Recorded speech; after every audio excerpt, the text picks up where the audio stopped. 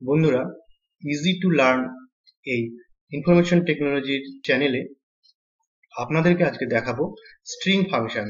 Excel এ string function খুব important কিছু ফাংশন আপনাদের জন্য নিয়ে এসেছি। আপনারা মন দিয়ে দেখবেন এই ফাংশনগুলো।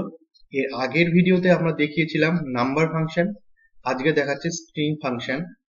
আমি বেছে বেছে কতগুলো ফাংশন আপনাদেরকে দেখাচ্ছি। এই ফাংশনগুলি বেসিক্যালি আপনাদের বিভিন্ন ক্যালকুলেশন করতে লাগবে। তো দেখুন, আমরা মোটামুটি len, mid, left, right, concatenate, trim, proper, upper আর রিপিট, এই ফাংশনগুলো আপনাদেরকে দেখাবো। আপনারা মন দিয়ে দেখবেন এবং খুঁটিনাটি আমরা দেখাবো, প্রতিটা এক্সাম্পল দিয়ে দেখাবো। আপনাদের এতটুকু প্রবলেম হবে না বুঝতে। তো আপনারা স্কিপ না করে আপনারা পুরো ভিডিওটা দেখবেন। আর সঙ্গে আর একটা কথা বলি যে আপনি অবশ্যই আমাদের চ্যানেলটাকে সাবস্ক্রাইব করে রাখবেন। এরকম আরো ভিডিও আমরা একের পর এক দিতে থাকবো। তো বন্ধুরা, চলুন আমরা চলে যাই এক্সেল ফাইলের মধ্যে। তো আমাদের প্রথম যে ফাংশন আছে ট্রিম ফাংশন, লেন ফাংশন। তো লেন ফাংশন এর কাজ কি? লেন ফাংশনের কাজ হচ্ছে lane function return the number of character in a text string. তার মানে আমি লেন ফাংশন ইকুয়াল টু দিলাম।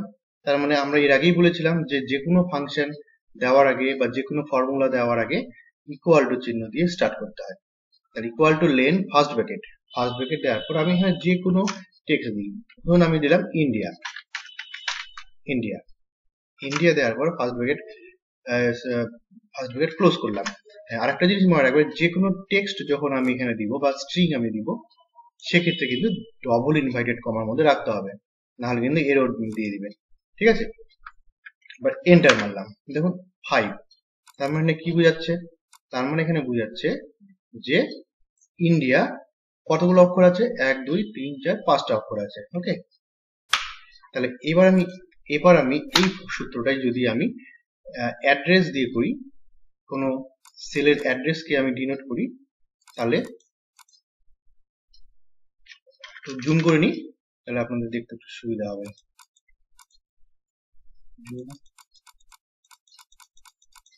দেখুন, একদম জুম করে নিলাম। Equal to LEN first bracket, এই পাশের সেলটার অ্যাড্রেস কি হলো? B number column 2 number row, এইটাকে আমি রেফারেন্স করলাম, এন্টার দিলাম। তাহলে এইখানে আমি যা লিখবো তার রেজাল্ট আমি পাশেরটাতে পাবো। তাহলে এখানে আমি লিখি hi, how are you, enter. দেখুন কতগুলো ক্যারেক্টার হচ্ছে? 24টা। আচ্ছা, তাহলে এখানে দেখো কতগুলো হচ্ছে? 24টা। এখানে তার মানে এখানে হাই, এখানে দুটো, আর এখানে 3টে। আচ্ছা, আরেকটা ভালো করে দেখাই। আই এম এ বয়, কটা দেখাচ্ছে? 10টা। তাহলে আই একটা, এম দুটো, 3টা হলো 4 5 6 7টা, টোটাল 7টা ক্যারেক্টার। 10 কেন দেখাচ্ছে? তার মানে লেন শুধু ক্যারেক্টারই না, ক্যারেক্টারের মাঝখানে স্পেসটাও বেসিক্যালি একটা ক্যারেক্টার, এগুলোকে ব্লাইন্ড ক্যারেক্টার বলা হয়। স্পেস গুলোকেও কিন্তু কাউন্ট করবে। তাহলে কটা আছে? 1 2 3, 3টে স্পেস আছে আর 7টা ক্যারেক্টার আছে, টোটাল 10। তার মানে আমার লেন দিয়ে কি হচ্ছে? নাম্বার অফ ক্যারেক্টার শো করছে। ওকে, তারপরেরটাতে চলে আসি। মিড ফাংশন কি বলছে? মিড ফাংশনের যেটা আমাদের সিনট্যাক্সটা আছে, প্রথমে টেক্সট করব, স্টার্টিং নাম্বার আর নাম্বার অফ ক্যারেক্টার। এটা কি করে?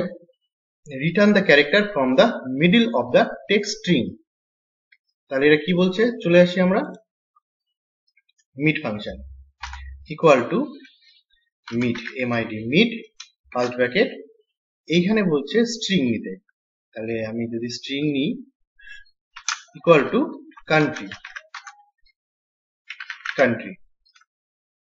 তাহলে এটা হচ্ছে আমার টেক্সট কমা। এইবার বলছে যে স্টার্টিং নাম্বার, কত নাম্বার ক্যারেক্টার থেকে আমি নিব। যদি বলি আমি 4 নাম্বার ক্যারেক্টার থেকে নিব, তাহলে এখানে নিলাম 4 কমা, কতগুলো ক্যারেক্টার নিব?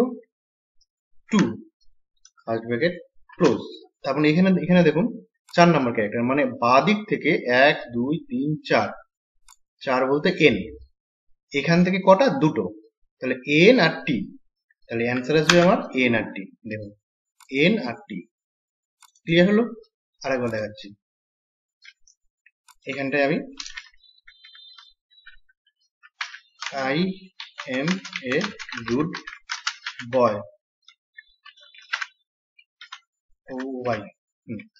এইবার এখানে আমি যদি চাই যে আমি গুড কথাটা এখান থেকে আমি নিব, তাহলে গুড, তাহলে জিটা আমার কত নাম্বার ক্যারেক্টার আছে, বাঁ দিক থেকে গুনি, I 1 number, space 2 number, M 4টা হলো, তারপরে 5 6, এটা 6 7 8, 8টা জি হচ্ছে 8 number character from the left side.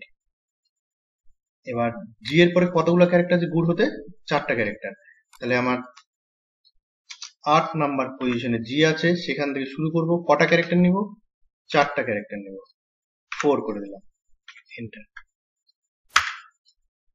Good চলে আসলো। তার মানে আমার মিট ফাংশনে কি কাজ, মিট ফাংশনের কাজ রিটার্ন করবে স্ট্রিং আমার মাঝখানের কোনো একটা অংশ থেকে। তার মানে দেখুন return the character from the middle of the text string. Okay, তারপরটা চলে আসি লেফট। লেফট ফাংশন কি করছে, লেফট ফাংশনের আমার হচ্ছে সিনট্যাক্স হচ্ছে টেক্সট, তারপরে কমা, তারপরে number of characters, return the specified number of character from the start of the text string. চলে যাই আবার এক্সেলে, এইখানে চলে আসি, equal to left, left India, India দেওয়ার পরে কমা 3, তার মানে এই যে স্ট্রিংটা হলো ইন্ডিয়া, বাঁ দিক থেকে আমার 3টা ক্যারেক্টার পর্যন্ত আমার চলে আসবে, এন্টার মারলাম, আই এন ডি আসলো, আই এন ডি ইন্ডিয়া, বাঁ দিক থেকে 3টা ক্যারেক্টার। সেম আমি যদি রাইট করি, রাইট করে কান্ট্রি কমা 3 করলাম, 4ও করতে পারি, যা ইচ্ছা করতে পারি, 1 2 3 4, তো সেক্ষেত্রে রাইট সাইড থেকে আমার 3টা ক্যারেক্টার আসবে, তাহলে রাইট সাইড কি আছে, টি আর ওয়াই, এই 3টা ক্যারেক্টার আমার চলে আসবে, তাহলে ওই স্ট্রিং থেকে অনলি 3টা ক্যারেক্টার আমার চলে আসবে।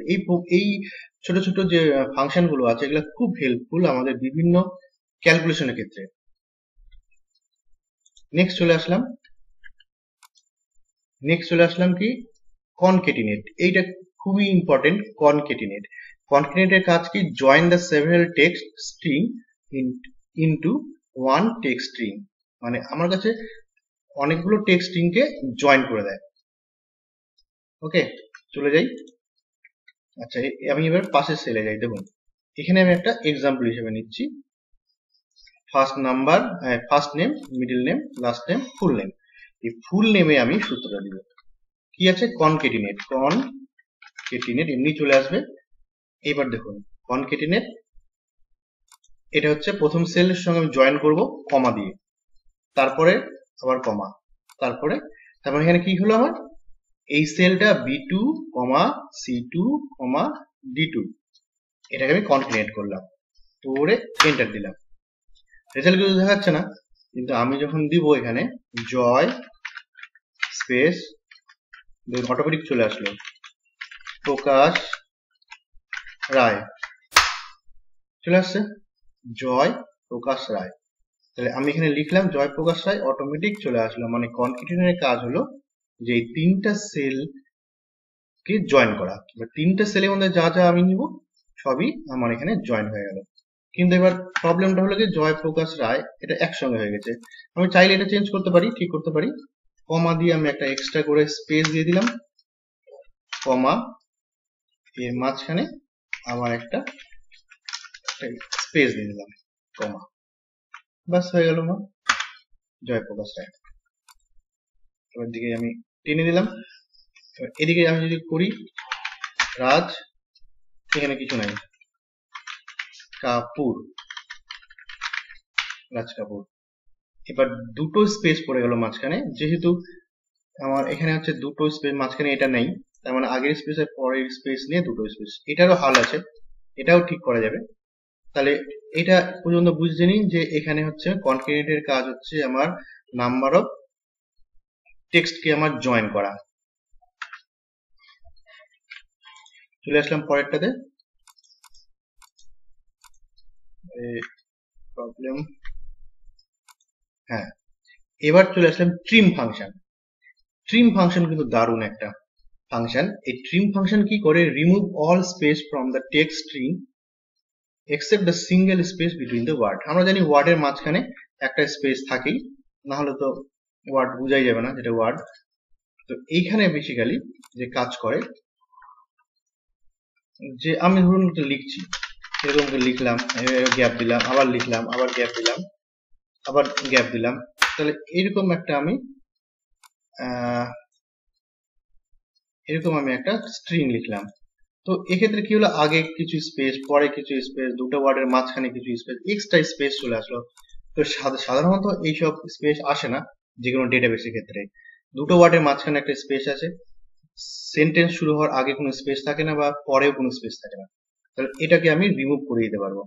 কি করে দেখুন, ইকুয়াল টু ট্রিম, ফাংশনের নাম হলো trim function, TRIM, trim, first bracket double invert করার মধ্যে একটা স্ট্রিং লিখি, দুটো আগে মাঝখানে স্পেস দিলাম, IMA, আবার চারটা দিলাম গুড, দুটো দিলাম বয়, আবার পরে দুটো দিলাম, ওকে আমি গুড বয় হয়েছে, এন্টার দিলাম। দেখুন আমার আগের স্পেস, পরের স্পেস, মাঝখানে দুটো ওয়ার্ডের মাঝখানে একটার বেশি স্পেস যদি থাকে, এগুলোকে পুরোটাই রিমুভ করে দিচ্ছে। তার মানে এটার কাজ হচ্ছে কি, একটা সেন্টেন্সের, একটা স্ট্রিং এর আগে এবং পরে এবং দুটো ওয়ার্ডের মাঝখানের স্পেস গুলোকে পুরোটাই একদম ক্লিয়ার করে দিচ্ছে। তো এইটা আমি হেল্প নিব এইখানে। এবং এখানে আমার কি হচ্ছে, কনক্যাটিনেট করছি আমি দুটো স্পেসকে, তিনটা সেলকে আমি। তো এবার মাঝখানে যদি সি, যদি কারো যদি মিডিল নেম না থাকে, তাহলে দুটো স্পেস এক্সট্রা পড়ে যাচ্ছে। তো আমি কি করব, এর আগে একটা ট্রিম বসিয়ে দিই, ট্রিম, আর এখানে একটা ট্রিম বসিয়ে দিই, ওকে দেখুন মাঝখানে স্পেসটা আউট হয়ে গেছে। এটাই হলো মজার। এইরকম ভাবে আমরা বিভিন্ন এক্সাম্পল, আমরা এখানে বিভিন্ন ফর্মুলা আমরা ইউজ করে আমরা বিভিন্ন ডেটাবেস থেকে আমরা ডেটা নিয়ে আমরা ক্যালকুলেশন করতে পারবো। ঠিক আছে, নেক্সট চলে যাই আমি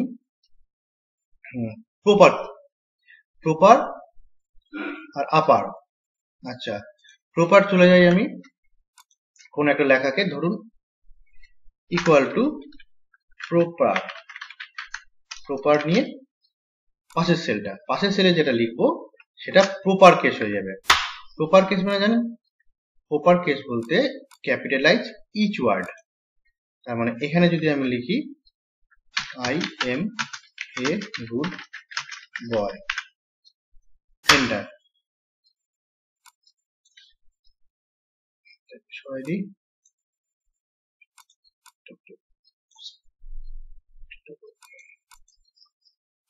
I am a good boy। দেখুন I am a good boy, এখানে বড় হাতের লিখছি, ক্যাপিটাল লিখছি, এখানে আমার কি হলো, ক্যাপিটালাইজ ইচ ওয়ার্ড হয়ে গেল, মানে এটাকেই বলা হয় প্রপার কেস। হ্যাঁ, সেখান থেকে আমার কনভার্ট হয়ে গেল প্রপার কেসে। দেখুন IM, এটা বড় হাতের, A গুড এর জিটা বড় হাতের, বয় বিটা বড় হাতের, ওকে। এবার এখানে যদি আমি আপার করে দিই, আপার, যেহেতু এখানে আপার তো বুঝতে পারবো না, এখানে আমি স্মলে লিখি IMA good boy, I am a good boy, এখানে অটোমেটিক আপার কেস হয়ে গেছে। ঠিক আছে, এখানে যদি আমি অন্য কিছু লিখি, হাই দিস ইজ, আচ্ছা এখানে আমি লিখি ইজি টু লার্ন। দেখুন ইজি টু লার্ন আমার এখানে ক্যাপিটাল হয়ে গেছে। ঠিক আছে, তাহলে আমরা আজকে শিখলাম কি, lane, mid, left, right, concatenate, trim, proper case, upper case. আরেকটা বাকি আছে রিপিটটা কি, রিপিট হচ্ছে আমি যদি REPT কোনো একটা স্ট্রিংকে 10 বার বা 12 বার বা নাম্বার অফ টাইম আমি রিপিট করতে চাই, তাহলে আমি এই রিপিট ফাংশনটা ইউজ করব। কেমন করে? রিপিট দিলাম, ফার্স্ট ব্র্যাকেট, ডবল ইনভার্টেড কমার মধ্যে রিপিট ইন্ডিয়া লিখলাম, লিখে কমা 4 করলাম, তার মানে ইন্ডিয়া লেখাটা আমার 4 বার চলে আসলো। এইটা হচ্ছে আমার রিপিট ফাংশন।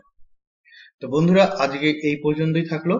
স্ট্রিং ফাংশনের প্রতীকটা আপনাদেরকে ভালো মতন দেখিয়ে দিলাম। তো এরপরে আপনাদের ভিডিওটা নিয়ে আসবো ডেট এন্ড টাইম ফাংশন, এটাও খুব ইম্পর্টেন্ট। তো বন্ধুরা, এখন আজকে এই ভিডিওটা এই পর্যন্তই থাকলো। আপনারা প্রতিটা ফাংশন আপনারা ভালো করে দেখবেন এবং প্র্যাকটিস করবেন, তাহলে আপনাদের আরো কনসেপ্ট ক্লিয়ার হয়ে যাবে। তো এখনকার জন্য ধন্যবাদ।